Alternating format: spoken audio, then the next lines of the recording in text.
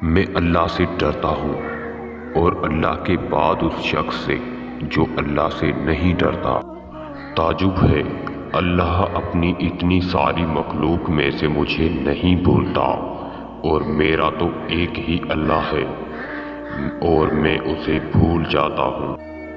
اقوال عقل مندوں کے لیے ہوتے ہیں، نادانوں کو ان سے کوئی فائدہ نہیں ہوتا۔ صبر کا دامن ہاتھ سے نہ چھوڑو، ہر کام آسان ہونے سے پہلے مشکل ہوتا ہے۔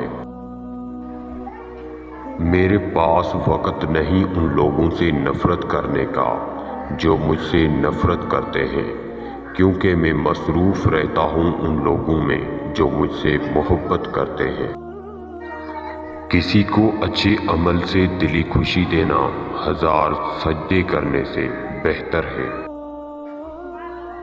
روئی زمین پر اکثریت میں ایسے لوگ ہیں جو دکھ، تکلیف، اذیت، فریب اور دھوکہ تو دیتے ہیں اور معافی اللہ سے مانگتے ہیں۔ فتنہ انگیز سچائی سے مصلحت آمیز جھوٹ بہتر ہے۔ تمہارے اخلاق کی قدر بھی لوگ اس وقت کرتے ہیں جب تمہارے پاس دولت ہو۔ غریب کتنا ہی خوش اخلاق ہو، لوگ اس کے اخلاق کو اس کی مجبوری سمجھتے ہیں۔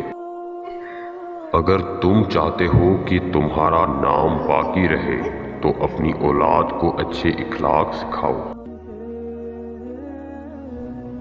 میرے اچھے وقت نے دنیا کو بتایا کہ میں کیسا ہوں، اور میرے برے وقت نے مجھے بتایا کہ دنیا کیسی ہے۔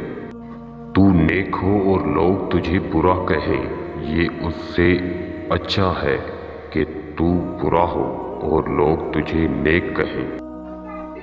جاہلوں کا طریقہ یہ ہے کہ جب ان کی دلیل مقابل کے آگے نہیں چلتی تو وہ لڑنا شروع کر دیتے ہیں۔ اچھی عادت کی مالک نیک اور پاک دامن عورت اگر فقیر کے گھر میں بھی ہو تو اسے بادشاہ بنا دیتی ہے۔ اس سے تو خاموشی بہتر ہے کہ کسی کو دل کی بات کہہ کر پھر اس کو کہا جائے کہ کسی کو نہ کہنا۔ جو شخص بچپن میں تمیز نہیں سیکھتا وہ بڑا ہو کر بھی نہیں سیکھتا۔ سب سے زیادہ سخت گناہ وہ ہے جو اس کے کرنے والے کی نظر میں چھوٹا ہوتا ہے۔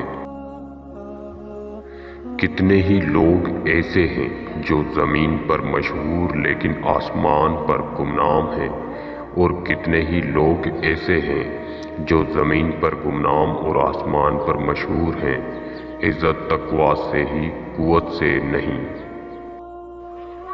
کسی کو دینے میں جو بات ہے وہ کسی سے لینے میں نہیں۔ شیخ سعدی رحمۃ اللہ علیہ سے کسی نے حال پوچھا تو آپ نے فرمایا کہ اللہ کی نعمتیں کھا کھا کر دانت ٹوٹ گئے، مگر زبان ناشکری سے بات نہیں آتی۔ آہستہ آہستہ چلنا اور منزل تک پہنچنا دوڑنے اور راستے میں رہ جانے سے بہتر ہے۔ آدمی کے چھوٹا ہونے کے لیے اتنا ہی کافی ہے کہ وہ ہر سنی سنائی بات پر یقین کر لے۔ جو تیرے سامنے اوروں کی برائی کرتا ہے وہ اوروں کے سامنے تیری بھی برائی کرتا ہے۔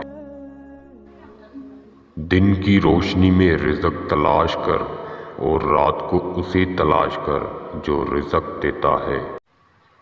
اگر تم اللہ کی عبادت نہیں کر سکتے تو گناہ کرنا بھی چھوڑ دو۔